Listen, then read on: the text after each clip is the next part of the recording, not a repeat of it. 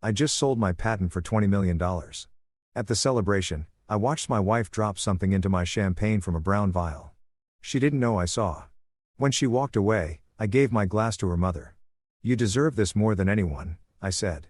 30 seconds after the toast, she hit the floor. I'm not saying I'm the kind of guy who throws himself a retirement party at 42, like some kind of tech bro messiah who just discovered passive income. But here we are. My living room is packed with people who wouldn't have returned my calls 6 months ago. And now they're all suddenly my biggest fans because I just sold my water purification micromembrane patent for $20 million cash plus royalties that'll keep rolling in like I'm collecting rent on oxygen itself. The deal closed last Tuesday. By Wednesday, my phone had more congratulatory texts than a quarterback who just won the Super Bowl.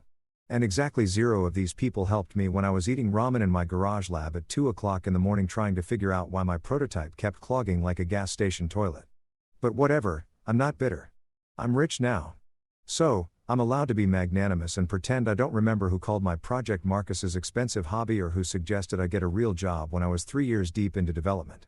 Brittany, my wife, insisted we do this whole thing at the house with a caterer, a bartender who makes cocktails with names like The Innovator and Silicon Sip and enough artisanal cheese to bankrupt a small European nation.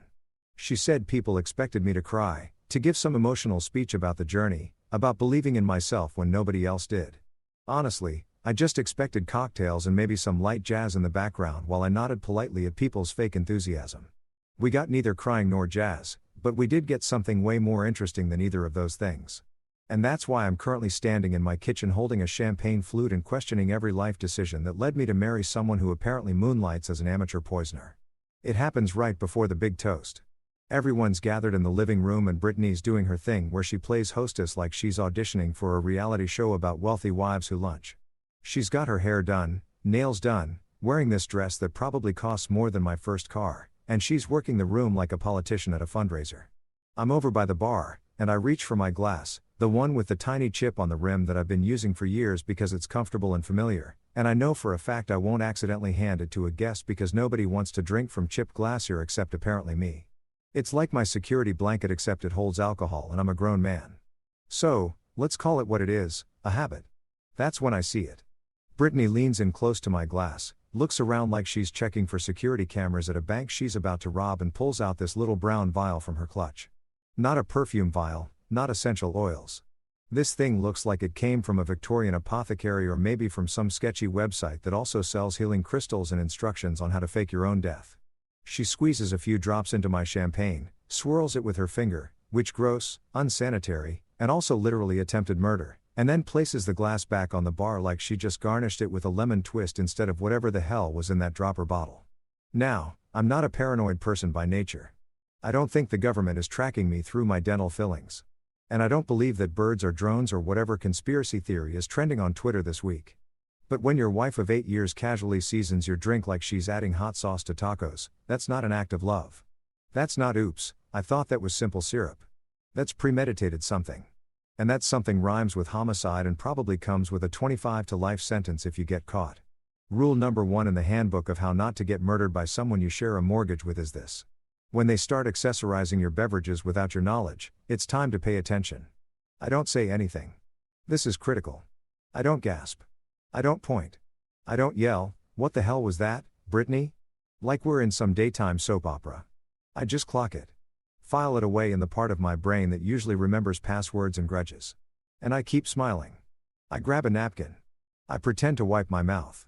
I act like I'm the same oblivious Marcus who doesn't notice when his wife rearranges the living room furniture or when she buys another purse that costs more than some people's monthly rent. The toast is starting. Everyone's gathering. Brittany's mom, Lorraine, is front and center, of course, because Lorraine has never met a spotlight she didn't want to stand directly under while talking about how we finally made it. Like she was in the lab with me at 3 a.m. troubleshooting membrane polymers instead of at the spa getting her 4th facial of the month. Lorraine's holding her own champagne flute and she's doing that thing where she's already tearing up even though nothing emotional has happened yet. Like she's method acting for an audience that doesn't exist. She's wearing heels so high I'm surprised she doesn't have a nosebleed. And she's clutching her designer handbag like it contains the nuclear codes. People are saying things. Congrats on the exit, Marcus. You deserve this, man. Always knew you'd make it. Lies. All lies. But I smile and nod because that's what you do at parties when you're rich and people want to be near you now. Tyler, my 14-year-old son, is standing off to the side looking vaguely uncomfortable in the button-down shirt Brittany forced him into. And he's got his phone out, probably texting his friends about how lame adult parties are. Kids, not wrong. That's when I make my move. Casual, smooth, like I've been planning it my whole life. I walk over to Lorraine and I say loud enough for people nearby to hear, "Lorraine, you deserve this more than anyone." And honestly, in a cosmic, karmic, ironic sense, that statement is true. If anyone deserves to drink from the poisoned chalice of their own daughter's greed and desperation, it's the woman who raised said daughter to believe that other people's money is community property. I hand her my glass, the chipped one, the one with the mystery drops. She looks confused for half a second, probably wondering why I'm giving her my specific glass instead of just grabbing her a fresh one. But then her face does this thing where she decides it's a gesture of affection or respect, and she takes it. She actually thanks me. "Oh, Marcus, you're so sweet," she says, like I just gave her flowers instead of swapping out what is very likely a lethal dose of something that doesn't belong in champagne. We all raise our glasses. Someone, I think it's Brittany's cousin, Derek, starts a speech about innovation and the American dream and other buzzwords that sound like they came from a LinkedIn motivational post. Everyone's smiling. Brittany's smiling. I'm smiling. Lorraine's smiling. We all drink. Well, most of us drink. I take a tiny sip from Lorraine's glass, which tastes like normal champagne. Slightly too sweet, definitely overpriced, but not murderous. Lorraine, on the other hand, takes a big gulp from mine because Lorraine doesn't do anything subtly, including consume beverages or spend money she doesn't have. 30 seconds. That's how long it takes. She's mid-laugh at something dear Eric said, and then her face changes. It's not subtle. It's not like, "Oh, I feel a little dizzy." It's like someone unplugged her from the wall. Her eyes go wide, her hand goes to her throat, and she makes this sound, this awful choking gasp, and then her knees just give out. She hits my marble floor so hard I hear the impact over the music, and her champagne flute goes flying and shatters against the fireplace like we're in a movie where everything happens in dramatic slow motion. Except this is real time and it's happening in my living room in front of 40 people. Screaming. Immediate screaming. Someone yells, "Call 911."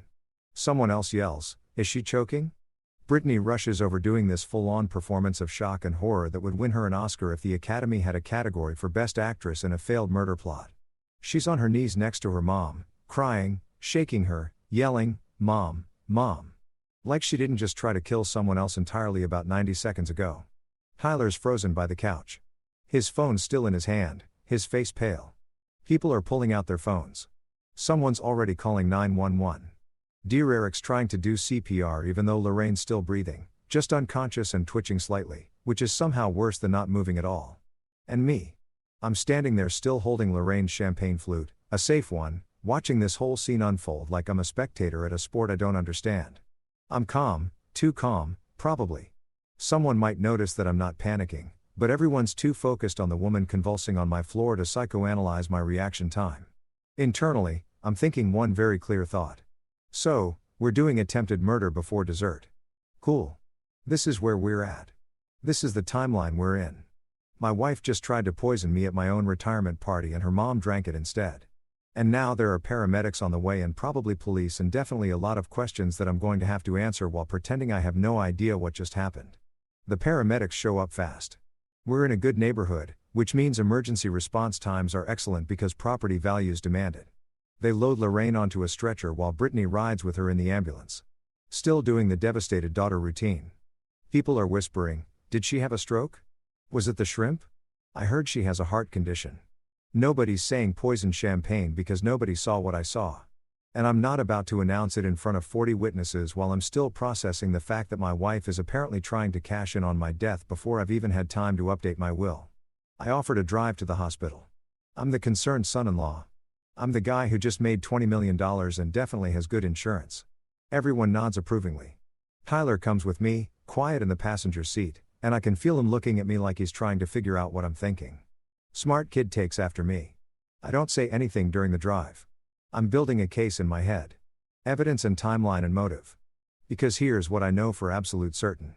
Yelling gets you drama. Crying gets you sympathy. But paperwork, documentation, evidence that gets you justice, that gets you consequences, that gets people prison sentences they can't cry their way out of. And right now, sitting in my car, driving to the hospital where my mother-in-law is being treated for poisoning that was meant for me, I decide something simple and clear. I'm not going to yell. I'm not going to confront. I'm going to smile and document and build a case so airtight that when this all comes out, and it will come out, nobody will be able to say I overreacted or misunderstood or imagined things. They'll just see facts, cold, hard, legally admissible facts, because I didn't survive 42 years and build a multi-million-dollar patent by being stupid or impulsive. I survived by being smarter than the people trying to take advantage of me. And Brittany just made the biggest mistake of her life. She thought I wouldn't notice. She thought I'd drink from that glass and collapse and everyone would call it a heart attack or a stroke or bad luck. She thought wrong. And now I'm going to make sure she knows exactly how wrong she was. One documented piece of evidence at a time. Riverside General Hospital smells exactly like every hospital I've ever been in. Which is to say, it smells like industrial strength bleach mixed with regret and the broken dreams of people who thought their insurance would actually cover things.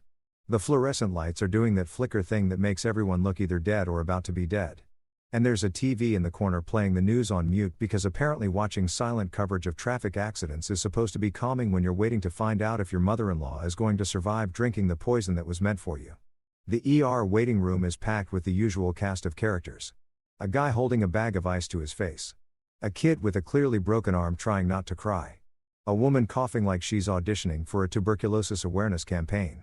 And us, the well-dressed family of a poisoning victim, looking like we just came from a cocktail party because we literally just came from a cocktail party. Brittany is pacing back and forth, like she's training for a walkathon sponsored by Guilt and Bad Decisions.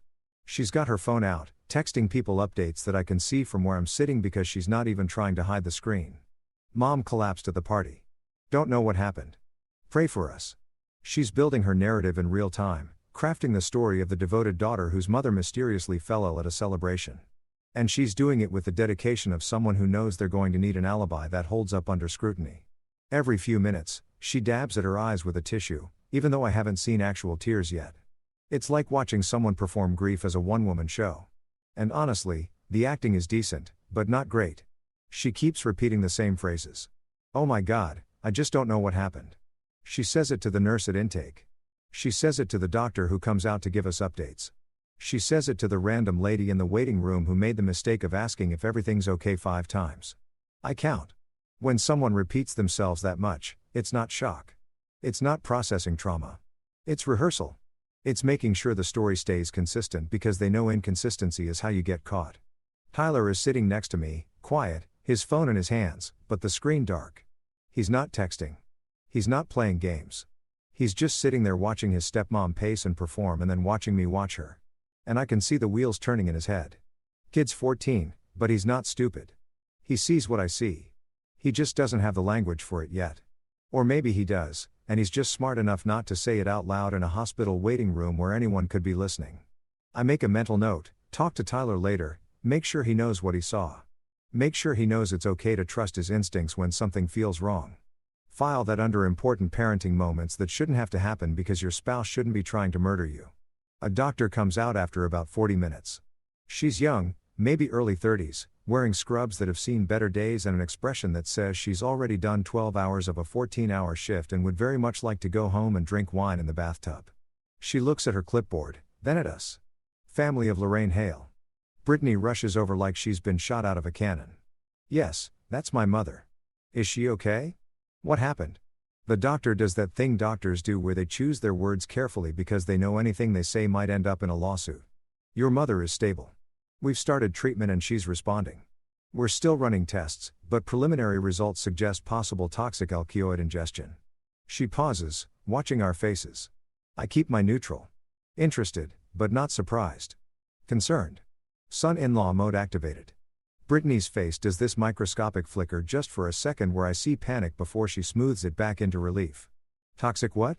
She asks, and her voice has this edge to it that's trying to sound confused but lands somewhere closer to defensive. Alkaloid, the doctor repeats.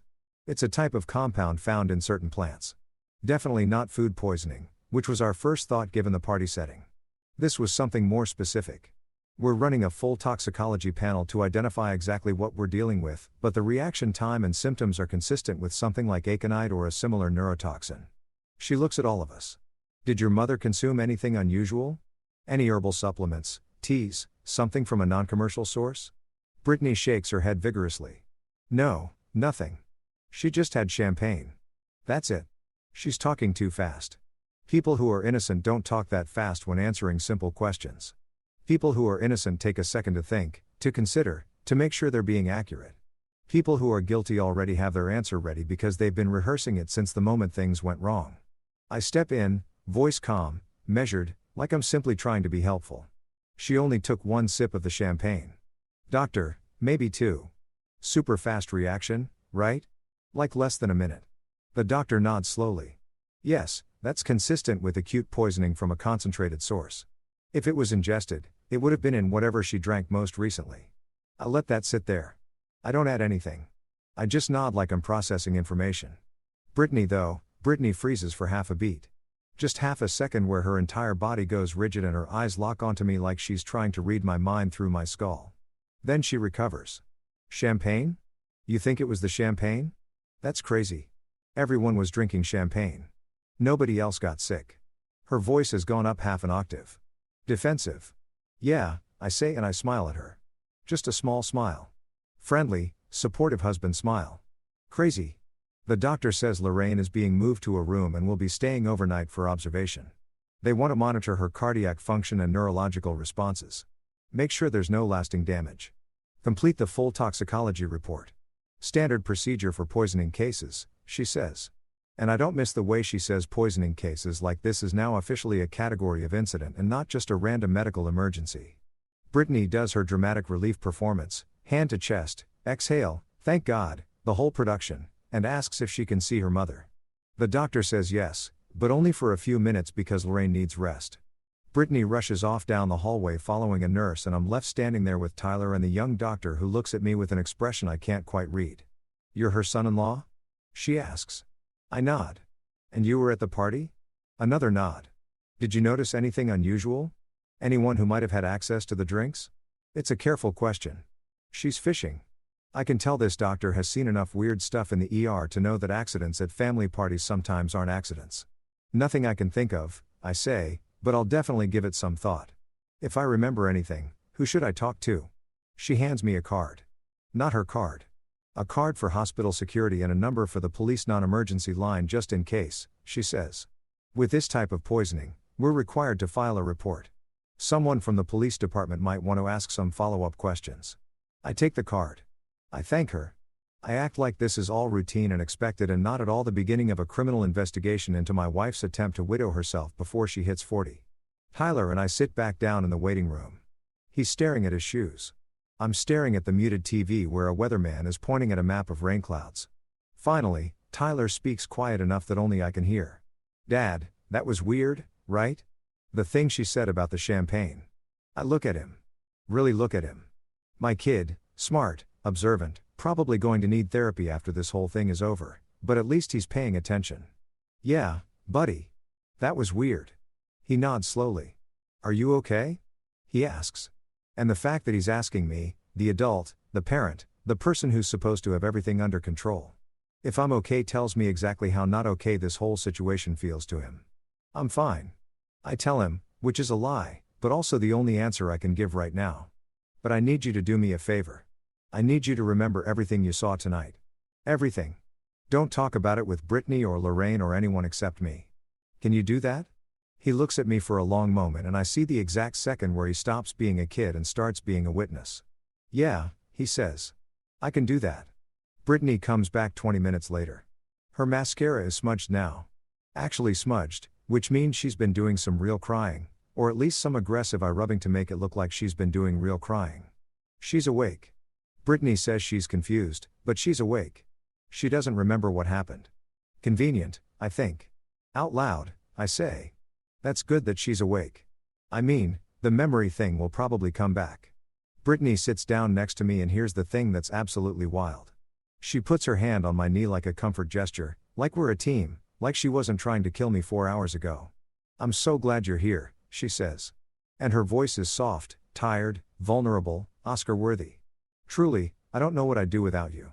And that's when it clicks into place for me. Really clicks in a way that's crystal clear and cold as ice. This woman sitting next to me, touching my knee, looking at me with those big concerned eyes. She's not relieved that her mother survived. She's assessing. She's watching me. She's trying to figure out if I'm dizzy, if I'm showing symptoms, if maybe I drank from that glass after all. And the poison just hasn't kicked in yet. She keeps glancing at my hands to see if they're shaking. She's studying my face for signs of distress. She's waiting for me to collapse because in her mind, in her plan, I was supposed to be the one on that stretcher. I was supposed to be the one in the hospital bed with the 4 and the heart monitor and the toxicology report. And now she's sitting here recalculating, trying to figure out what went wrong, trying to decide if she needs to try again or if this failed attempt means she needs to pivot to plan B. I squeeze her hand. Supportive husband. We'll get through this. I tell her together. She smiles at me, relieved, and in that smile, I see everything I need to know. She thinks she's safe. She thinks I don't know. She thinks she still has time to fix this, to try again, to find another way to turn my $20 million into her $20 million. What she doesn't know, what she can't know yet, is that the temperature in my chest has changed. It's gone from shock to surgical. From reactive to strategic, from I can't believe this is happening to I'm going to document every single move you make from now until the day they read your charges in court. We drive home an hour later. Tyler falls asleep in the back seat. Brittany's quiet in the passenger seat, staring out the window. I'm driving, hands steady on the wheel, mind racing through everything I need to do. First thing tomorrow, lawyer. Second thing, find out exactly what was in that vial. Third thing, figure out how deep this goes because people don't just randomly decide to poison their spouses. There's always a reason. There's always money. And that's when I start doing the math in my head. Brittany's boutique that's bleeding money. Lorraine's multiple mortgages. The designer lifestyle that requires 6 figures minimum just to maintain. And I realized something that should have been obvious from the start. My wife didn't try to kill me because she hates me. She tried to kill me because she needs me dead. Because dead husbands come with life insurance and marital assets and sympathy and social capital and no prenup enforcement. Dead husbands are profitable. Living husbands with $20 million and a valid prenuptial agreement. Not so much. This wasn't rage. This wasn't passion. This was accounting. This was a spreadsheet with my name in the liability column and her name in the beneficiary row. And now that I see it, I can't unsee it. Now that I know, I can't unknow it. Now that I understand exactly what I'm dealing with, I can plan accordingly. Because if there's one thing I'm good at, it's solving problems. And Brittany just became a problem that needs solving. We get home around midnight and the house still smells like the party. Leftover catering, expensive candles, and the faint chemical tang of whatever cleaning product the crew used to mop up my mother-in-law's collapsed site, which is a sentence I never thought I'd have to construct, but here we are. Brittany goes straight upstairs without saying good night, which is fine because I'm not exactly in the mood for pillow talk with someone who recently tried to poison me. Tyler mumbles something about being tired and heads to his room. And I'm left standing in my kitchen surrounded by the aftermath of what was supposed to be a celebration and turned into a crime scene that nobody except me seems to recognize as a crime scene. I go to my office, close the door, lock it. New habit as of tonight, and pull out a bottle of bourbon from the cabinet behind my desk. It's the good stuff, the kind I save for actual celebrations or exceptionally bad days. And I'm pretty sure my wife tried to murder me with botanical poison at my retirement party qualifies as an exceptionally bad day. But here's the thing. I don't just open it and pour. I check the seal first. I examine the cap. I hold it up to the light and look for anything that seems off, any sign that someone's tampered with it because apparently this is my life now. I'm a 42-year-old man who just made $20 million and I'm inspecting my own bourbon like I'm a detective in a noir film. Except noir film is my actual life and the fatal is sleeping upstairs in my bed. I open it in front of my desk camera. Yeah, I have a camera in my office. Doesn't everyone? Because if I'm going to drink something, I want video evidence that I opened a sealed bottle myself and nobody spiked it. This is the level of paranoia I've achieved in approximately 6 hours. I pour 2 fingers, sit down at my desk, and start doing what I should have done months ago, actually looking at the finances. Not just my finances, which are straightforward and documented and very much mine, but the whole financial ecosystem of everyone in my immediate orbit who might have a reason to want me dead before I update my estate planning. Let me break this down because once I start pulling threads, the whole thing unravels like a cheap sweater from a store that's definitely going out of business, which coincidentally is a pretty good metaphor for Brittany's boutique. My deal just closed. $20 million in escrow. The money hit my account last Tuesday. I haven't distributed anything yet because I'm not an idiot and I wanted to talk to financial advisors and tax attorneys and people who know what they're doing before I start moving that kind of money around. The patent is mine legally solely completely. I built it. I developed it. I filed it. My name is on every document. Brittany is not on the LLC. She's not on the patent. She's not on anything related to my actual business because we have a prenup signed 8 years ago before we got married because I was already working on the prototype and my lawyer said, protect your intellectual property. And I said, okay, because I'm capable of listening to professional advice. The prenup is pretty clear. What's mine is mine. What's hers is hers. And in the event of divorce, nobody gets to claim they're entitled to the other person's premarital assets or business ventures. It's not romantic, but neither is bankruptcy court. And I was 26% more naive 8 years ago, but still 26% smarter than the average person who gets married without any financial protection. So legally, Brittany has no claim to my patent money. Zero. Zip. Nada. In a divorce scenario, she'd get whatever we've accumulated together during the marriage. The house, which we bought together, some joint savings, which amounts to maybe $60,000, and possibly some kind of spousal support for a limited time because that's how California works. But she doesn't get the patent. She doesn't get the 20 million. She doesn't get the royalties that are going to keep coming in for the next decade at minimum. Unless I'm dead. See, if I'm dead, everything changes. If I'm dead before I update my will, which I haven't done yet because the money just hit and I was planning to deal with it next week, then my current will from 3 years ago is still active. And that will, which I wrote back when I thought my wife actually loved me and wasn't auditioning for the role of Black Widow in a true crime documentary, leaves everything to Brittany. Everything. The house, the money, the patent rights, the royalties, the whole enchilada. Because that's what you do when you're married and you think you're going to grow old together and maybe retire to some place with a beach and good health care. You make your spouse the beneficiary. You trust them. You assume they want you alive more than they want you dead and wealthy.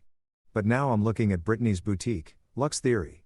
And let me tell you about this business on Instagram. It's thriving. Constant posts about sold out items and exclusive drops. And thank you to our amazing clients. Lots of photos of Brittany in designer outfits standing in front of brick walls looking like she's about to revolutionize the fashion industry. Lots of engagement from accounts that I'm 90% sure are bots because nobody really uses that many flame emojis unironically. But in QuickBooks, and yes, I have access to the business financials because I'm technically a silent partner, which means I gave her startup money 4 years ago and occasionally check to make sure we're not hemorrhaging cash. The real story is very different. The boutique is bleeding money, not like a small cut, like a severed artery. Monthly losses averaging $12,000. Revenue is inconsistent at best. Expenses include rent on a retail space that's way too expensive, inventory that doesn't move, a social media manager who charges $3,000 a month to post pictures, and something called brand development consulting that costs $5,000 monthly, and as far as I can tell, involves a woman named Sage telling Brittany that her energy needs to be more aligned with abundance. The boutique is a vanity project that's become a financial black hole. And every month I've been covering the losses because that's what you do when you're married to someone who has a dream and you have the money to fund it. But the deal was always that once the boutique became profitable, Brittany would pay back the startup money and we'd consider the loan settled. Except it's never become profitable. Not even close. And now I'm looking at 4 years of losses that total somewhere north of $300,000, which is a lot of money to spend on what is essentially an expensive hobby that requires a storefront. Then there's Lorraine. Oh, Lorraine.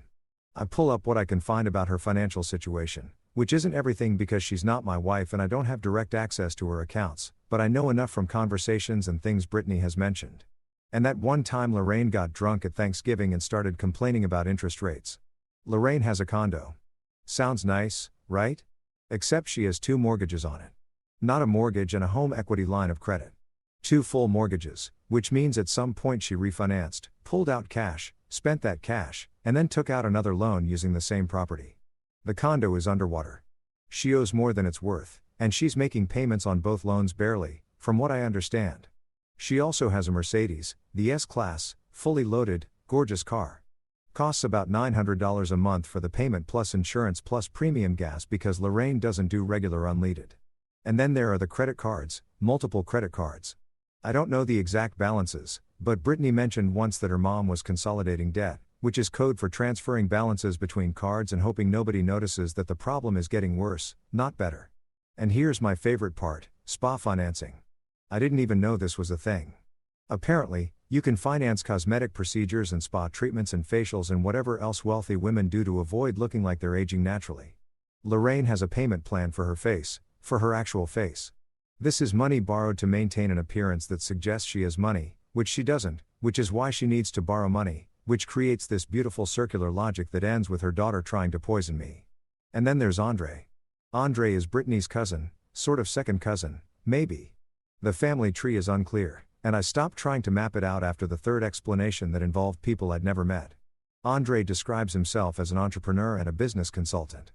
But what Andre actually is, based on my observations and some very careful questions I've asked over the years, is a loan shark with business cards and a LinkedIn profile. He loans money to people in the family when they can't get traditional loans because their credit is destroyed or they're already maxed out everywhere else. He charges interest rates that would make a payday loan company blush. And according to a conversation I overheard 6 months ago when Brittany thought I was in the garage, Andre is currently helping the family with some temporary bridge capital, which is fancy language for loaning money that needs to be paid back with substantial interest or else. So, let me paint you the full picture here because once I see it all laid out in front of me, it's so obvious. I can't believe I missed it. Brittany's boutique is failing. Lorraine is drowning in debt. Andre is circling like a shark waiting to collect. And then I sell my patent for $20 million. $20 million that legally belongs to me alone because of the prenup. $20 million that Brittany can't touch in a divorce, but could absolutely access if I died before updating my will. And suddenly, from their perspective, I'm not Marcus the husband or Marcus the son-in-law. I'm Marcus the solution. I'm Marcus the walking ATM machine that just needs to stop walking so they can make a withdrawal. If I die tragically, heart attack, accidental poisoning, stroke, whatever story they want to sell, Brittany becomes the grieving widow. She inherits everything. The house, the cash, the patent rights, the royalty stream. She pays off her boutique debt, her mother's mortgages, Andre's loans. She's suddenly solvent and sympathetic. She gets sympathy casseroles and GoFundMe donations and people saying she's so strong and at least he left her well taken care of. She gets to play the role of the woman who lost her husband right when their life together was about to get good. And people eat that story up. Nobody suspects the widow. Nobody investigates the wife who cries at the funeral and talks about how much she loved him and how unfair life is. This wasn't rage. This wasn't a crime of passion. This wasn't even personal really. This was accounting. This was a spreadsheet analysis that determined I was worth more dead than alive. I was an asset that needed to be liquidated. And the fact that I'm sitting here in my office alive drinking bourbon from a bottle I had to safety check like I'm the president's food taster means that their accounting was wrong. They miscalculated. They didn't factor in the possibility that I'd notice that I'd see that I'd swap the glasses and save my own life while accidentally saving Lorraine's in the process. Which is ironic because I'm pretty sure Lorraine was in on this plan given how fast she's accumulated debt and how convenient my death would be for her financial situation, too. I finish my bourbon. I pour another one still from the sealed bottle, still on camera, and I start making a list, not a revenge list, not an angry list, a strategic list, a documentation list. Because here's what I know about problems. You can't solve them by yelling or crying or confronting people who are desperate enough to kill you. You solve them by being smarter, more prepared, more thorough. You solve them by building a case so solid that when everything comes out, nobody can deny it. Nobody can spin it. Nobody can say it was a misunderstanding or you're being paranoid. I'm going to need my lawyer. I'm going to need financial records. I'm going to need to move my assets into accounts and trusts that Brittany can't touch even if I die tomorrow. I'm going to need security cameras. I'm going to need witness statements. I'm going to need that toxicology report on Lorraine. I'm going to need everything documented and time-stamped and notarized and legally airtight because I'm not just protecting my money. I'm protecting my life. And unlike my wife, I'm not willing to kill for $20 million. But I am absolutely willing to use every legal tool available to make sure the person who tried to kill me for $20 million spends the next 2 decades in a prison cell thinking about how bad their math was. I wake up at 7 a.m. to the sound of the doorbell, which is annoying because I didn't fall asleep until 3 o'clock and I spent most of that time mentally cataloging every financial crime my wife and her family have probably committed in the last decade. I stumbled downstairs in sweatpants and a t-shirt that says, "Trust me, I'm an engineer." Which felt ironic when I bought it 5 years ago and feels darkly prophetic now. I opened the door expecting maybe a package or possibly Jehovah's Witnesses. And instead, I get Brittany and Andre standing on my porch at 9 o'clock in the morning holding a bag from the fancy bakery downtown and wearing expressions that can only be described as, "We're here to help you whether you want help or not." Brittany's got the bag of Quaisonans held out in front of her like a peace offering, which is hilarious because Quaisons are prop food. Kiss-ins are what you bring when you're about to deliver bad news or ask for something unreasonable or apparently try to convince someone to sign away their freedom. Nobody shows up at 9 a.m. with pastries unless they want something. And the more expensive the pastries, the bigger the ask. These are like $8 croissants. I'm in trouble, baby, Brittany says. And her voice has that sickly sweet tone that means she's been practicing this conversation. We need to talk. Can we come in? I want to say no. I want to close the door and go back to bed and pretend that yesterday didn't happen. And my wife isn't currently standing on my porch with her loan shark cousin plotting whatever fresh hell they've cooked up overnight. But I'm playing the long game here. I'm collecting evidence. So, I smile and step aside and let them in because you can't document someone's insanity if you don't let them perform it. We sit in the kitchen. Brittany puts the croissants on a plate that I immediately decide I'm never eating from because at this point, I don't trust anything that's been within 3 feet of her. Andre sits across from me doing this thing where he's trying to look casual and concerned at the same time, like he's a therapist and not a guy who probably has someone's kneecaps in a storage unit somewhere. Brittany fusses with the coffee maker even though I was about to make coffee myself. And she keeps glancing at me like she's checking to see if I'm showing symptoms of something. Marcus. She starts sitting down with her own cup of coffee that I watch her make from start to finish because I'm not drinking anything I didn't personally supervise. You've been under so much stress. The patent, the deal, the negotiations, the press, the party, and then last night with my mom. Baby, you're pushing yourself too hard. You need rest. Like real rest. Monitored rest. And there it is. The setup. The pitch.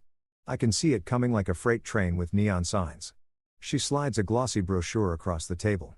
The paper is thick, expensive, the kind of brochure that costs $3 per copy to print. On the cover is a photo of a beautiful building that looks like a resort.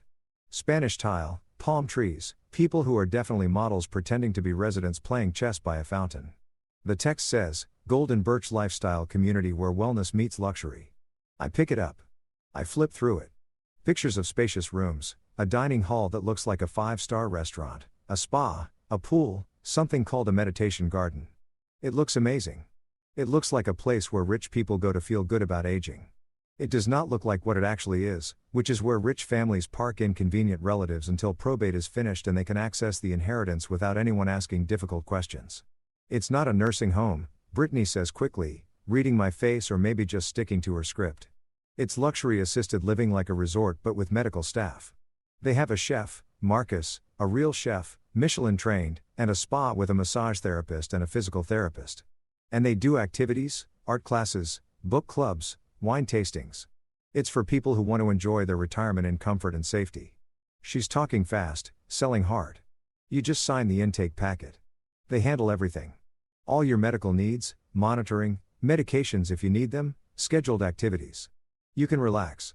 Finally, relax. I keep flipping. I get to the financial section. Entry fee $400,000. Fully refundable minus processing fees. Monthly fee $12,000 covering all amenities, meals, and basic care. And then buried in the fine print in Section 7, Subsection C power of attorney recommended for seamless care, coordination, and financial management during residency. I stop. I read that line again. Power of attorney recommended, which means required if you want to actually get admitted because we need to make sure someone can sign things and move money even if the resident suddenly decides they don't want to be here anymore. I look up. Brittany's watching me with this hopeful expression. Andre's nodding like this is the most reasonable suggestion anyone's ever made. And I realize what I'm looking at. This isn't a care facility. This is a cage. This is a legal mechanism to take control of someone's finances and medical decisions under the guise of helping them. You sign the power of attorney. You sign the intake forms. They take the $400,000 entry fee. And suddenly you're a resident who needs care. And your wife has the legal authority to make all your decisions for you, including whether you're allowed to leave. Power of attorney, I say, keeping my voice mild, curious, not accusatory. So that means whoever I designate can sign for me, move funds for me, speak to doctors for me, make medical decisions for me, admit me against my will for my own safety, and keep me there even if I say I want to leave. That kind of spa. Brittany's smile falters for just a second. Don't make this adversarial, Marcus. This is about your health, your well-being. We're worried about you. Andre jumps in and his voice has this fake soothing quality like he's trying to talk someone off a ledge. Brother, nobody's taking advantage of you here. We just need to get in front of any medical issues before they escalate. You know, Be proactive. After last night, with the stress and everything, we just want to make sure you're taken care of, protected, safe. After last night, I repeat slowly, when your future mother-in-law almost died from drinking the glass that was meant for me, the temperature in the room drops about 40 degrees. Brittany's face goes pale. Andre stops mid like someone hit pause on a video. We all just sit there breathing in that sentence, letting it hang in the air like smoke. Brittany recovers first. What are you talking about? That's crazy. That's Marcus. Are you hearing yourself? My mother had some kind of reaction. Maybe an allergy. Maybe a stroke. The doctors are still figuring it out. Nobody was trying to hurt you. That's paranoid. She looks at Andre. See, this is what I'm talking about. This is why he needs professional help. He's not thinking clearly. And there it is, the narrative pivot. I'm not the target of attempted murder. I'm paranoid. I'm confused. I'm not thinking clearly. I need professional help, which conveniently involves signing over power of attorney and $400,000 and my ability to make my own decisions. This is the escalation. This is them realizing that the poison didn't work and now they need plan B, which is to legally incapacitate me by convincing everyone that I'm mentally unfit. I'm thinking very clearly, I say. My voice is calm. Too calm. Probably the kind of calm that makes people nervous because it means you're not reacting emotionally. You're calculating. I'm thinking that you want me to sign paperwork giving you control of my medical decisions and my finances. I'm thinking that you want me to pay $400,000 to live in a facility where I can't leave without permission. I'm thinking that this conversation is happening less than 24 hours after someone put poison in my champagne glass. I'm thinking all of that very clearly, actually. Andre stands up. He's a big guy, maybe 6'2", and I can tell he's used to using his physical presence to intimidate people. Look, man, you're upset. You're stressed. We get it. But you need to calm down and think about what's best for everyone here. Your wife is trying to help you. Your family is trying to help you. Don't make this harder than it needs to be. Or what? I ask. I stay seated. I don't move. Or what, Andre? What happens if I don't sign your intake packet and your power of attorney forms? What's the consequence here? Are you going to have me declared incompetent? Get a court order? Maybe arrange another accident that works better than the last one. Brittany starts crying. Real tears this time. Or at least tears that look real enough that I can't tell the difference.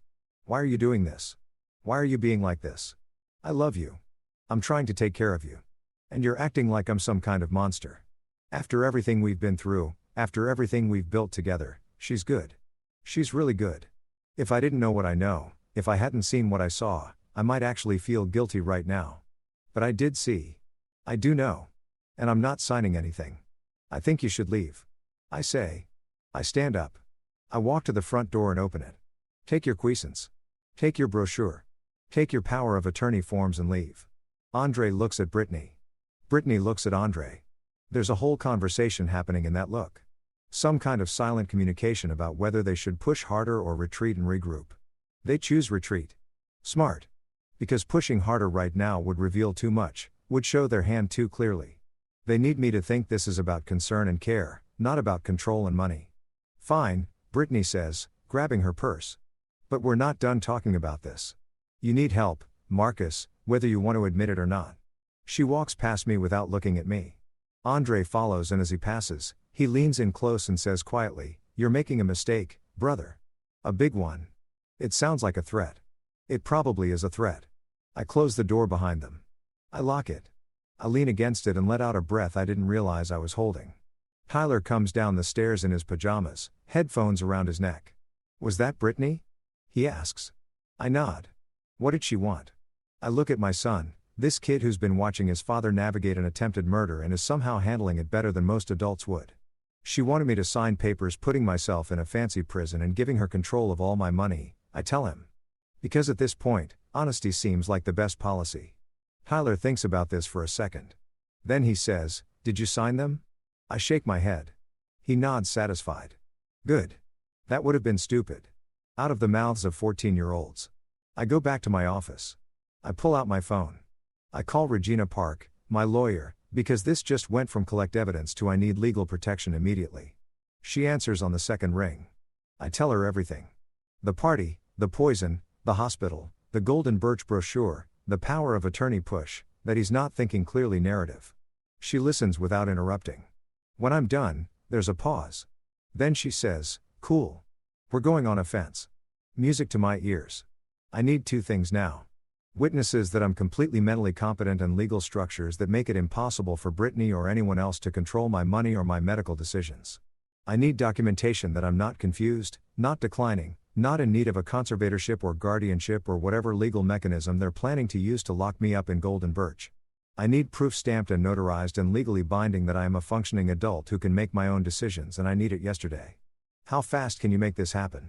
I ask Regina, how fast can you get here? She responds. I check my watch. 30 minutes. Then we start in 30 minutes. She says, bring coffee. This is going to take a while. Regina Park's office is in downtown in one of those buildings that looks like it was designed by someone who watched too many legal dramas and decided that justice should be served in a space with exposed brick and industrial lighting. Her firm is small, just her and two associates. But she's got a reputation for being the lawyer you call when you need someone who doesn't care about being polite, doesn't care about making nice, and absolutely will not let anyone steamroll her clients just because the other side has more money or better connections or a sad story about family loyalty. I found her 3 years ago when I needed someone to handle a contract dispute with a supplier who thought net 30 meant whenever I feel like paying you, maybe never. And she solved that problem so efficiently that the guy paid me within a week and apologized for wasting her time. I walk in at 10 a.m. with 2 large coffees from the place next door, and Regina's already at her desk surrounded by papers and typing on her laptop like she's been working on my case since dawn, which knowing her she probably has been. She's 5'3" inches on a good day, maybe 110 pounds, with haircut sharp at her shoulders and wearing a black suit that probably costs more than most people's monthly rent. She looks like she could be a corporate lawyer at some massive firm downtown. But she chose this instead. Small practice, hand-picked clients, cases that actually matter to her. When she looks up at me, her expression is all business. Sit, she says, pointing to the chair across from her desk. I sit. I hand her a coffee. She takes it without breaking eye contact, takes a sip, nods approval, and then gets straight to it. I've been thinking about this since you called. We've got multiple problems happening simultaneously, which means we need multiple solutions happening simultaneously. Problem 1, your wife tried to poison you. Problem 2, she's now trying to have you declared incompetent so she can control your assets. Problem 3. If she succeeds with either plan, you're either dead or legally dead. And either way, she gets your money. Does that about sum it up? That sums it up. I confirm. Regina nods. Makes a note on her legal pad and handwriting. So neat it looks printed. Okay. So here's what we're going to do. And we're going to do all of it today because I don't trust that your wife isn't going to escalate again tonight. Step 1. We get you a full neurocognitive assessment from an independent geriatric psychiatrist. Not your regular doctor, not someone Brittany could claim as biased. An independent board-certified specialist who has no connection to you or your family, and whose only job is to determine whether you are mentally competent to manage your own medical and financial decisions. She pulls up something on her computer, clicks a few times. I have a guy, Dr. Richard Chun. He's testified in about 50 conservatorship cases. He's never been successfully challenged on his assessments. He's expensive, but he's worth it. And more importantly, his evaluations hold up in court. I've already called him. He can see you at 2 p.m. today. You'll do a battery of cognitive tests. Memory, reasoning, decision-making capacity, all the standard stuff. Takes about 3 hours. At the end, assuming you're not actually losing your mind, which I'm 99% sure you're not, he'll write a report stating that you are fully competent to make your own decisions. We get that report dated, witnessed, signed, and notarized.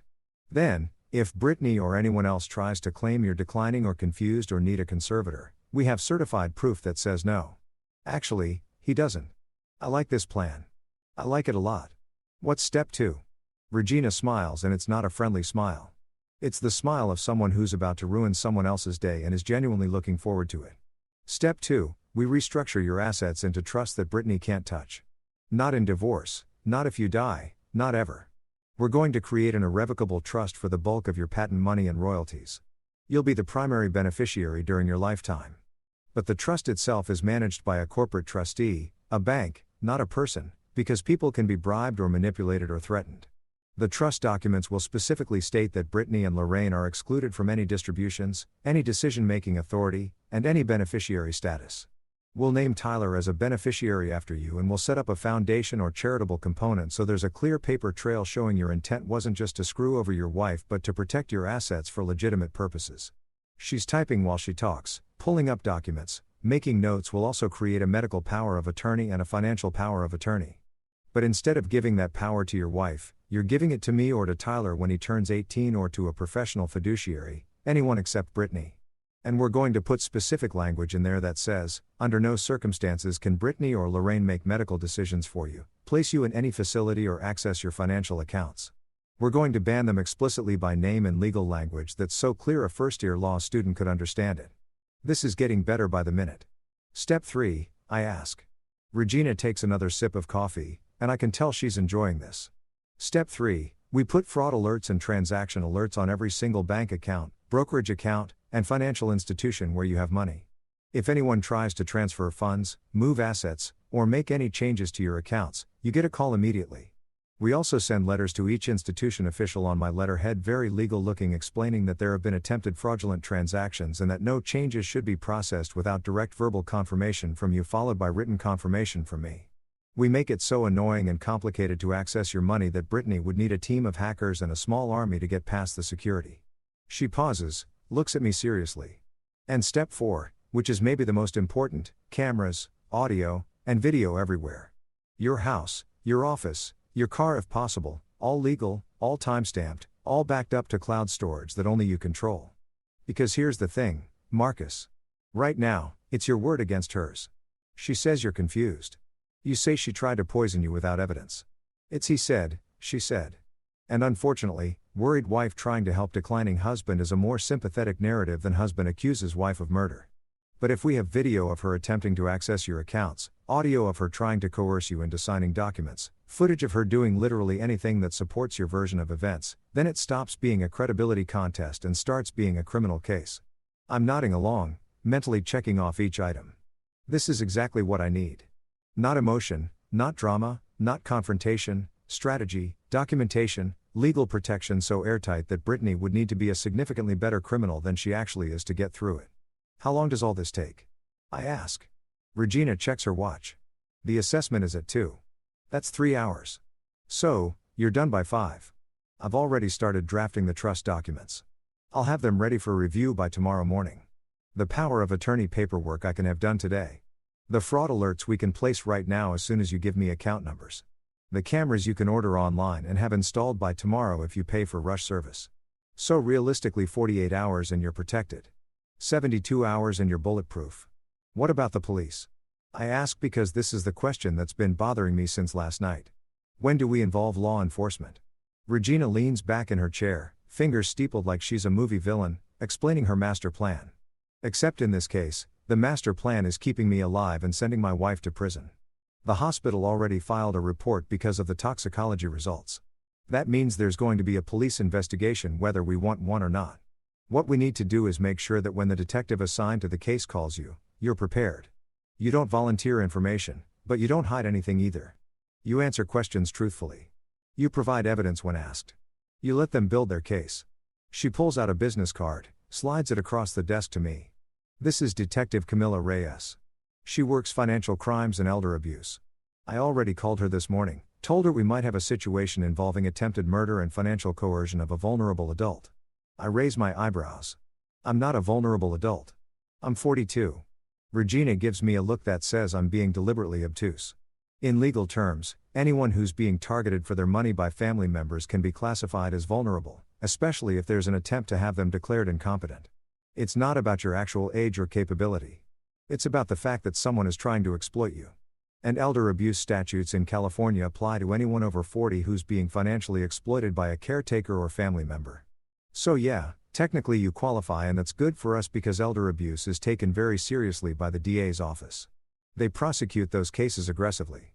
She stands up, walks over to a file cabinet, pulls out a folder that's already labeled with my name, which means she really was working on this since dawn. Detective Reyes is good. She's smart, she's thorough, and she doesn't let people manipulate her with tears and family drama. When she calls, and she will call probably in the next day or two, you tell her everything. The champagne, the swap, the hospital, the golden birch ambush, all of it.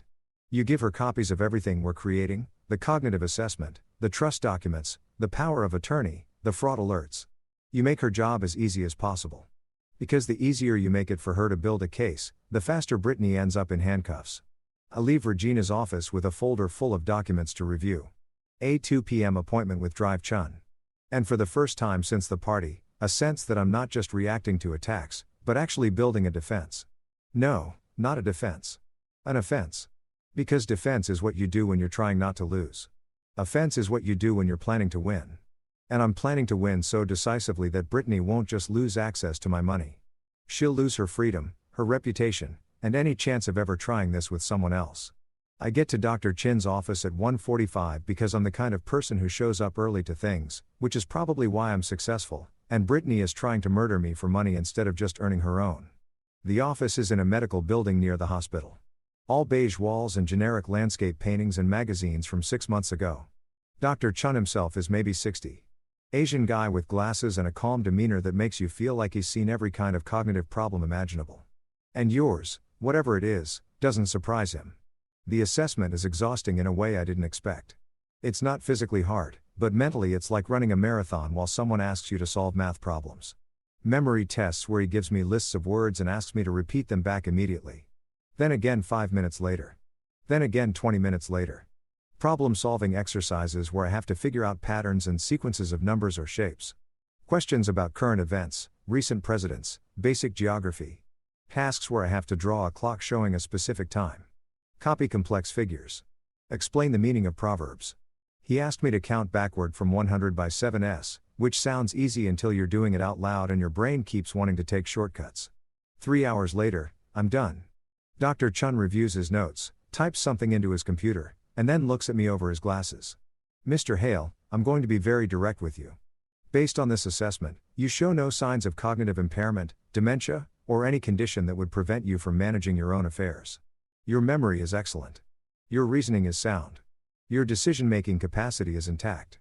If someone is trying to have you declared incompetent, they're going to have a very hard time doing that with this evaluation on record. He prints out a report 10 pages long, full of scores and analysis and medical terminology, and signs it with a flourish. I'll have the notarized version sent to your attorney by end of business today. I thank him, shake his hand, and walk out of that office feeling like I just passed the most important test of my life. Because I did. I just proved in legally binding medical terms that I'm not crazy. I'm not confused. I'm not declining. I'm a fully functional adult who's being targeted by people who want my money. And now I have documentation that says exactly that. I text Regina, assessment done. He says, I'm competent. Report coming today. She texts back immediately. Perfect. Come by tomorrow at 9 o'clock. We'll sign the trusts. Then we go to war. I drive home smiling because for the first time since I watched my wife poison my champagne, I feel like I'm not the one in danger anymore. She is. Here's the thing about catching criminals. You can't just wait for them to confess. You have to create situations where they incriminate themselves, where their own greed and desperation lead them directly into a trap they don't see until it's already closed around their ankles. This is basically what phishing is, except instead of using worms, you use fake bank accounts. And instead of catching base, you catch your wife committing felony fraud. Same principle, different application. I'm sitting in my office at 8 a.m. the next morning with Regina on a video call, and she's walking me through what she's calling the honeypot strategy, which sounds like something from a spy movie, but is actually just a very elegant way to get Brittany to commit crimes on camera while thinking she's being clever. We need her to actually attempt to access your money, Regina explains. And she's got that look on her face that lawyers get when they're about to do something technically legal, but definitely morally questionable. Right now, we have suspicion. We have the poisoning, which is good, but that's going to be hard to prove was intentional unless we get a confession or find the vial with her fingerprints. What we need is a clear, documented, undeniable fraud attempt that shows intent to steal your assets. Something where her fingerprints, literal or digital, are all over it. So, here's what we do. I go to a bank I don't normally use, a branch of Pacific Western that's across town, nowhere near my usual Wells Fargo. I walk in, I tell them I want to open a new checking account, and I deposit exactly $100. That's it. $100. The account comes with a debit card, online banking access, the full setup. To anyone looking at the paperwork, it appears to be a legitimate active account. It's just that instead of containing $20 million, it contains enough money to buy a decent dinner for two if you skip dessert. Meanwhile, Regina drafts what she calls a durable power of attorney document. It looks official. It looks comprehensive. It's got all the right legal language, the proper formatting, The stamps and seals and signatures that make it appear like it's giving someone specifically whoever I designate broad authority over my financial affairs. Except here's the beautiful part. It doesn't. The language is very carefully crafted to only give access to this one specific checking account at Pacific Western account number ending in 7734 and nothing else. It specifically forbids any movement of securities, property, patents, royalties, or any other assets. It auto-expires in 90 days and buried in Section 12 subsection F in language that requires a law degree to fully parse. It says that any attempt to exceed the authority granted in this document constitutes fraud and nullifies the entire agreement. It's bait, Regina says, and she sounds genuinely pleased with herself. Anyone who reads this carefully will see it's limited. But anyone who's desperate and greedy and just looking for access to your accounts, they'll see power of attorney, and think they hit the jackpot. They'll skip the fine print. They'll assume it's broader than it is. And when they try to move money from your actual accounts, the ones not mentioned in this document, we've got them on fraud, clear, documented, prosecutable fraud. We also create a fake consolidated portfolio summary that makes it look like I've got all my accounts listed in one convenient document. Checking accounts, savings accounts, brokerage accounts, all with account numbers, and approximate balances, except the numbers are fake. The accounts are mostly fake. The only real one is the $100 checking account. Everything else is either an account that doesn't exist or an account that's already been locked down with fraud alerts so aggressive that even I would have trouble accessing it without going through 3 levels of verification. And then we make a temporary login sheet with usernames and passwords for what appears to be access to my online brokerage portal. Except the portal isn't real. It's a honeypot website that Regina's IT guy built in about 4 hours. Looks exactly like the real brokerage site. Same layout, same logos, but it's actually just logging every login attempt, every IP address, every action someone tries to take. It's a digital trap designed to record evidence. I put all of this in a nice folder, navy blue, the kind you get at Office Depot, that looks professional and important. I label it Estate Planning Confidential in big letters on the front. And then I do something that feels incredibly stupid, but is actually brilliant. I leave it visible in my home office. Not obviously visible like sitting in the middle of my desk with a spotlight on it, but visible enough that someone who's snooping around looking for financial documents would definitely find it. I put it in the open filing cabinet drawer filed under E for estate, exactly where someone would look if they were trying to figure out what I've been doing with my money. Because here's what I know about Brittany. She cannot resist information. She cannot resist access. She cannot resist the opportunity to check on things, to make sure everything's organized, to help with administrative tasks that nobody asked her to help with. It's part of her whole personality. She's the person who reads other people's text messages when they leave their phone on the table. She's the person who goes through your browser history accidentally when borrowing your laptop. She's nosy and greedy, and she thinks she's sneaky, but she's actually just obvious if you know what to look for. So, I leave the folder. I go about my evening like nothing's wrong. I make dinner for myself from ingredients I personally bought and opened because we're still operating on the assumption that everything in my house might be poisoned. I watch TV. I go to my office around 8 p.m. to work on some emails, which is really just me sitting at my desk with my laptop open while the security camera I installed yesterday mounted in the bookshelf looks like a book spine. Records in 4K, captures everything. Around 9 p.m., Brittany appears in the doorway. She's wearing yoga pants and a tank top, hair up in a messy bun, looking casual and unthreatening. "Hey, baby," she says, and her voice is soft, conciliatory, like we didn't have a massive fight 2 days ago about her trying to put me in a luxury prison. "I've been thinking. I know things have been tense. I know you're stressed. I just want you to know I'm here for you. Whatever you need. It's a performance. It's absolutely a performance. But I play along because the camera is rolling and I need her to think I'm buying it." "Thanks," I say. I give her a small smile. Not too big. Just enough to suggest I'm softening, that maybe I'm reconsidering, that perhaps she's winning me back over. "I appreciate that. I know you're trying to help." She comes closer, puts a hand on my shoulder, squeezes. "I love you, Marcus. I know you don't believe that right now, but I do. And I'm going to prove it to you." She kisses the top of my head, tells me not to stay up too late, and leaves. The whole interaction takes maybe 90 seconds. Oscar-worthy manipulation. 30 minutes later, I'm in bed in the guest room now because I've decided sleeping in the same room as someone who tried to poison me is a line I'm not willing to cross.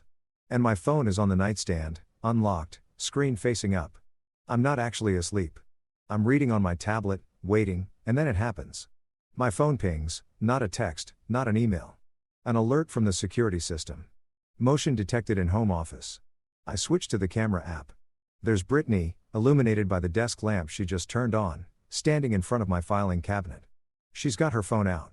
She's looking around, checking, I assume, to make sure I'm not coming back downstairs. And then she opens the drawer, pulls out the navy blue folder, flips it open. I watch on my phone screen as she photographs every page, the power of attorney, the portfolio summary, the login credentials sheet.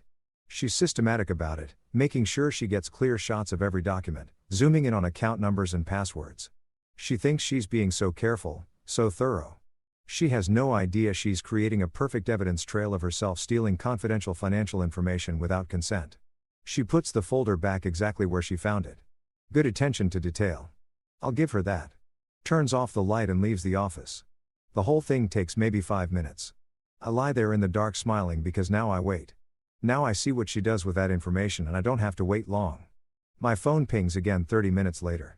This time it's an alert from the Honeypot website. Failed login attempt from an unknown iPhone.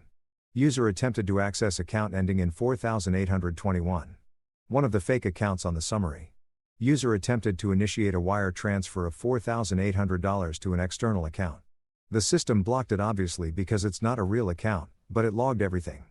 IP address, device fingerprint, timestamp, the exact amount she tried to steal, which is interesting because $4,800 is suspiciously close to 1 month's rent on her boutique, which means she's not even trying to steal everything at once.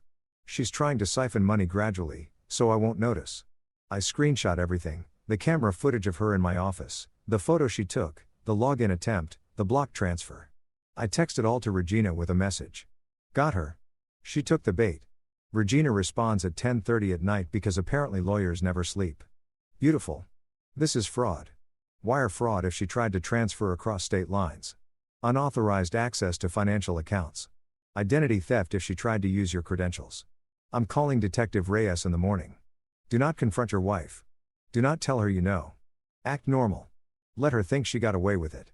Act normal. Right. I'm supposed to act normal while my wife is actively trying to steal my money after already trying to poison me. This is my life now. This is what passes for normal. I turn off the lights. I try to sleep. I can't sleep because my brain won't stop running through the implications of what just happened. This isn't she said anymore. This isn't circumstantial evidence. This is video footage. This is logged attempts. This is digital fingerprints all over a crime scene.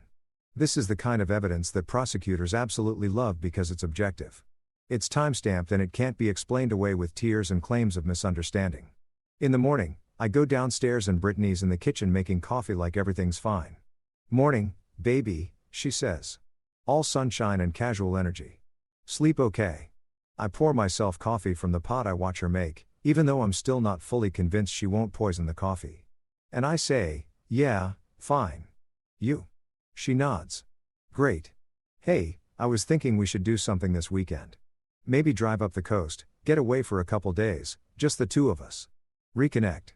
She's trying to get me out of town, away from my lawyer, away from my security system, somewhere remote where if something happened to me, it would look like an accident and there'd be no cameras to prove otherwise. Maybe, I say noncommittally. I've got some meetings this week I need to prep for. Let me check my calendar. She smiles, but I can see the frustration behind it. Her timeline is slipping. The poison didn't work. The golden birch ambush didn't work. The account access didn't work. She's running out of options and running out of time. And she knows it. What she doesn't know is that every move she makes now is being documented, logged, and turned into evidence that's going to be used against her in court. What she doesn't know is that I stopped being the victim about 3 days ago. Now I'm the prosecutor. Now I'm building the case. Now I'm the one in control. And when this all comes out, when Detective Reyes shows up with handcuffs and a warrant, Brittany's going to realize that the biggest mistake she made wasn't trying to kill me. It was underestimating how thoroughly I document her trying to kill me. Because I didn't survive 42 years and build a multi-million-dollar patent by being careless. I survived by being meticulous. And right now, I'm being very, very meticulous about making sure my wife goes to prison for a very, very long time. You ever have one of those mornings where you wake up and realize your life's become a true crime episode narrated by a voice that sounds suspiciously judgmental? Yeah, that was me. My house still smelled like burnt nerves and betrayal when Detective Camila Reyes showed up the next morning. She was early 30s, Latina. Common that way. Only people who have seen genuine chaos can be. Hair tied back, no nonsense posture, and eyes that scanned like she was downloading the entire room straight into some government-grade cloud storage. She didn't knock timidly either. It was a confident triple tap, followed by Mr. Hale. Detective Reyes, Riverside PD. That's cop code for I already know everything and I'm here to confirm how stupid everyone else looks. I opened the door, holding a mug I didn't plan to drink from because trust issues now come in caffeine form, and said, "You're either my guardian angel or my new therapist." She gave me a look that said, "Neither." Inside, she glanced around, eyes pausing on the kitchen counter where 3 different bottles of water stood sealed like evidence exhibits. "You taking hydration seriously, huh?" she asked dryly. "These days," I said. "Trusting unsealed liquids is basically a hobby for people who don't want to see next Tuesday." She almost smirked. Almost. We sat in my living room where my entire life now looked like a high-end panic room. Security cameras, motion sensors, files stacked neatly like trophies from the Don't Die Olympics. Reyes pulled out a small notepad. "Walk me through it from the start," she said, voice low but precise like a surgeon who cuts with words. So I did. I told her about the party, the glass, the dropper, the fainting act, the ER, the suspicious rest home pitch, the bait count, the midnight phone alerts, everything. She didn't interrupt, didn't gasp, didn't overreact. She just wrote in shorthand like she was already 3 moves ahead. When I mentioned the chipped glass, her pen paused. "You still have it?" she asked. "Yeah," I said, walking her to the kitchen freezer like a man proudly showing off leftovers that could win a case.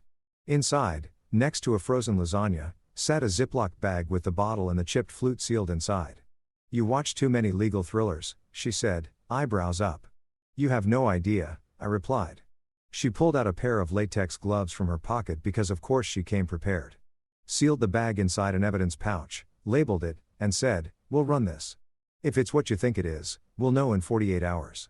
The calm in her tone was unsettlingly confident. Then she asked for the rest.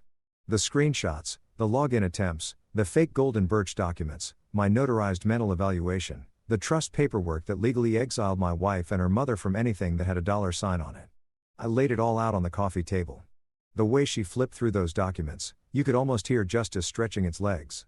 When she reached the section titled Asset Protection Trust, Disqualified Beneficiaries, she looked at me and said, "You wrote this yourself." "Drafted it." I corrected.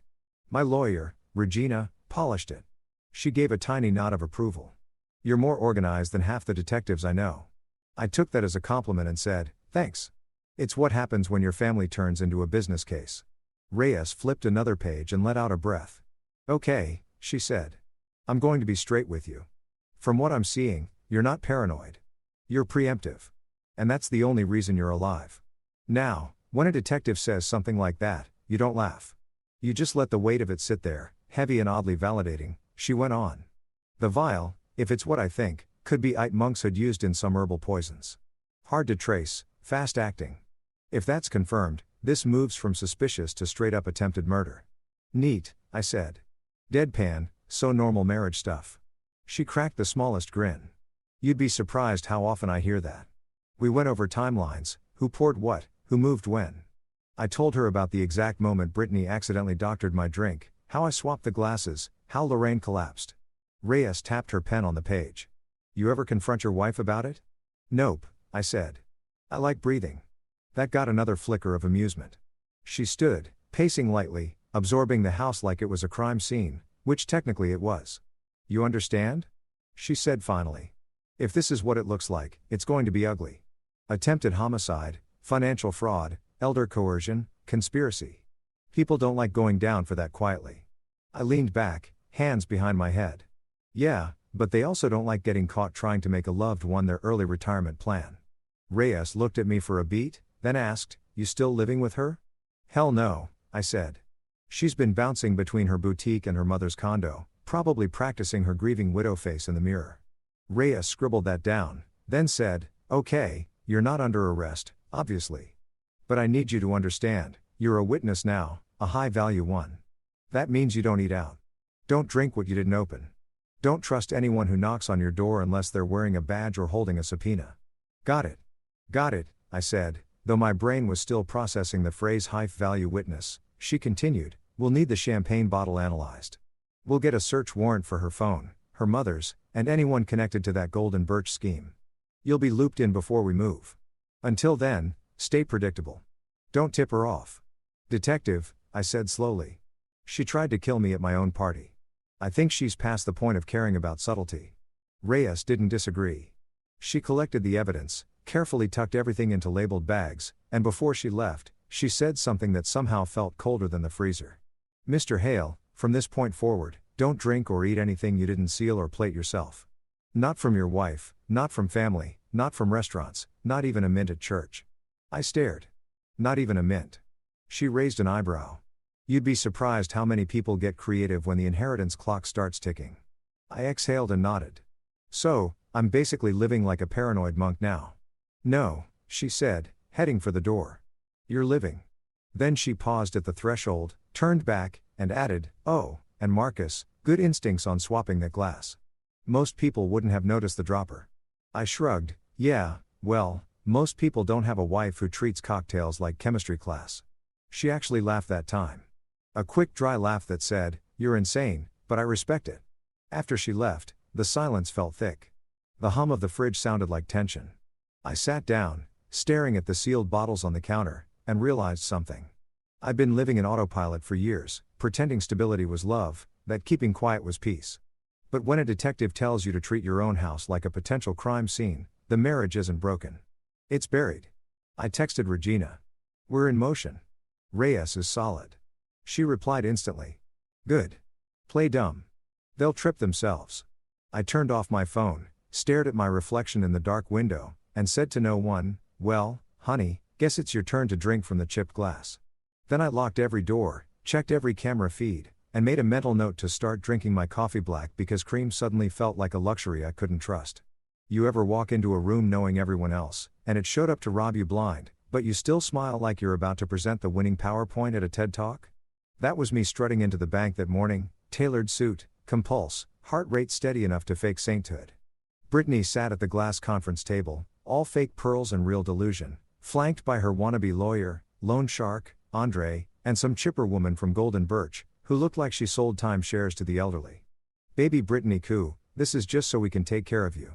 Translation, sign here so I can own your soul and Venmo your assets to my new boyfriend. The folder in front of me had more pages than the Bible and smelled like fraud.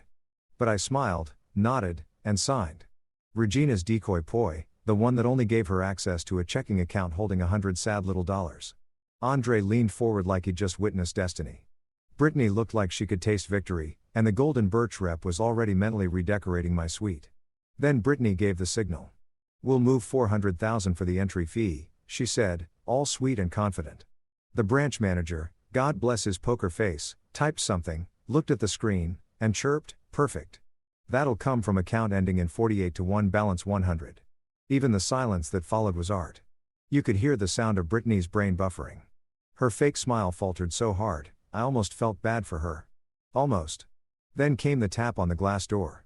Detective Reyes, sharp as caffeine, stepping in like a walking verdict. Behind her, the bank's fraud investigator, all clipboard and calm doom. Mrs. Hale, Reyes said, voice crisp enough to cut marble. Thank you for demonstrating intent in a recorded financial institution. That saves us so much paperwork. Brittany's lips parted, trembling, her tone cracking. Wait, this isn't. He's confused. He doesn't understand what he's signing. And right there, I slid the neurocognitive assessment across the table, stamped and dated, the verbal equivalent of an Uno reverse card. Competent, it read, bold as gospel.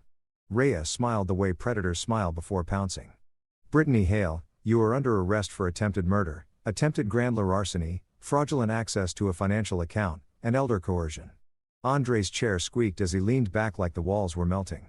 The Golden Birch lady looked like she wanted to reincarnate as a house plant. Brittany sputtered, this is insane, Marcus. Tell them. But her voice cracked right over the sound of the cough snapping shut. I just looked at her calm as summer and said, oh, I'm telling them plenty. When they let her out of that bank, I swear the universe exhaled. Because for the first time in months, I didn't feel like prey. I felt like the man who built the trap and washed it close perfectly. You'd think after your wife gets arrested for trying to turn you into a Netflix documentary, life would get quieter. Nope. The universe looked at me and said, plot twist, pal. That night, my doorbell rang at 9:42 p.m., the universal time for bad decisions. Outside stood a woman in a lab coat that screamed, "Amazon discount medical cosplay." Flanked by two guys built like failed linebackers. "Mr. Hale," she said, flashing a clipboard. "I'm Dr. Simone. We received a welfare report about your cognitive state. We just need to do a quick evaluation. Translation: open up so we can drag you to a facility and liquidate your assets while you're drooling into a cup." I leaned against the door, smiling like a man who already installed 4K cameras and had a detective on speed dial. "Doc," I said. "You're about 3 IQ points short of believable. You're not my physician, and I already passed a cognitive assessment that would make Einstein jealous." She tried the sympathy angle, tilting her head, soft voice, the fake concern that usually works on people who still trust daytime TV. "We can make this easy, Marcus. You don't want this to escalate." "Oh, but I did." I told her through the door. "Perfect. I'll call Adult Protective Services for you." Her eyes flickered. The split-second panic of a scammer who realizes the mark brought receipts. 30 seconds later, my panic pendant went off, sirens in the distance, and the look on her face turned from smug to lawsuit. When the squad car lights hit my driveway, she tried to smooth things over. "We're just here to help," she muttered. "Lady," I said, "you showed up with 2 bouncers and a fake degree. That's not help. That's kidnapping with extra paperwork." Enter Detective Reyes again, stepping out of her unmarked car like divine intervention in leather boots. "Evening, Doc," she said, flashing her badge. "You got a medical license number I can verify?" Dr. Simone stammered something about confidential evaluation, which is cop. I'm about to lose my bail. The 2 bodyguards suddenly found the horizon fascinating. 5 minutes later, the cops detained all 3. I watched from the doorway, coffee mug in hand, unpoisoned, sealed, sanctified. Tyler, my son, filmed the entire circus from the hallway, narrating like a YouTuber. "Hi, I'm Tyler Hale, and this is what attempted kidnapping looks like." When Reyes told them APS already had protective orders in my file, including their names, it was poetic. The fake doctor's jaw actually dropped. They got hauled off and Reyes gave me that look again. The one that said, "You were right to be paranoid." I told her, "At this point, I'm not paranoid. I'm professional." Tyler laughed. "Dad, that was savage." I grinned, ruffling his hair. "Nah, son. That was documented." That night, as the house quieted, I realized the war wasn't about money anymore. It was about control, and I'd just taken mine back. If justice had a playlist, mine started with the rhythmic squeak of courtroom chairs and ended with the sound of my ex-wife's freedom getting revoked in high definition. The day Brittany shuffled into court, she was dressed like a sad Pinterest board titled "Forgiveness Chic." Soft beige dress, demure pearls, and that tragic face people wear when they're rehearsing sympathy for the camera. Her lawyer did the whole misunderstanding between loving family members routine dripping with insincerity. The prosecutor didn't even blink. They rolled out the receipts like it was Black Friday for karma. Lab results showing Iden champagne. Screenshots of the fake Golden Birch retirement home. The search history that read like a serial killer starter kit. How to disguise poison taste. Aconite lethal dose. Husband's assets after death. The courtroom air turned electric and for once Brittany didn't have a single fake tear left to squeeze out. Then they played the ring cam audio. Her voice clear as a church bell hissing. "Sign it now or we'll just have you evaluated and placed anyway." The silence that followed could have powered a small city. When the judge finally looked up, his expression said, "I've seen villains, but this one's a first ballot inductee." Her lawyer tried to recover with, "Your Honor, my client was under emotional stress," but the judge shut that down like a bouncer at closing time. I stood, buttoned my jacket, and gave my statement. Not dramatic, not tearful, just truth in its cleanest, sharpest form. "I'm not confused," I said. "I'm not declining. I'm just inconvenient to people who treat loyalty like an ATM. I swear." The judge actually nodded. Then came the verdict. Bail revoked. No contact order. Charges upgraded from attempted murder to premeditated with financial intent. I didn't cheer, didn't smirk, just exhaled. Lorraine tried her best act in the hallway, crying about how I humiliated her by letting her drink the wrong glass.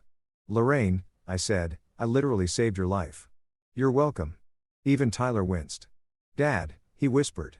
"That was cold." "No, son." I told him that was documented. We drove home in silence, the kind that feels like peace after a storm. My neighbor brought banana bread, real care, not the weaponized kind. And for once, I accepted it without scanning the ingredients. That night, I poured a drink from a freshly sealed bottle, cracked it open in front of my kitchen camera like a ritual, and raised my glass to the quiet.